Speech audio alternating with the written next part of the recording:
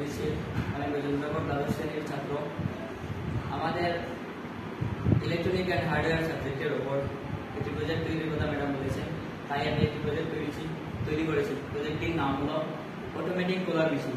এই প্রজেক্টটি তৈরি করতে আমার যা যা জিনিস লেগেছে তা হলো motor, sensor, wire and resistor. যা করতে পারি আমরা, যেমন কোনো গরম চা কিংবা গরম কফি, এগুলো ঠান্ডা করার জন্য বিশেষ সুবিধাজনক এই প্রজেক্টটা। এখানে এই কোডটার জায়গাতে আমি ব্যাটারিও ইউজ করতে পারি, কিন্তু যেহেতু ব্যাটারি আনতে পারিনি তাই এই কোডটা ব্যবহার করেছি। এখানে সুইচটা টিপলে যেমন এটা এক গ্লাস গরম চা, এটা এখানে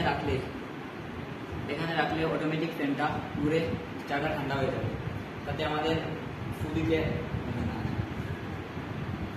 আবার সরালে অটোমেটিক বন্ধ হয়ে যাবে।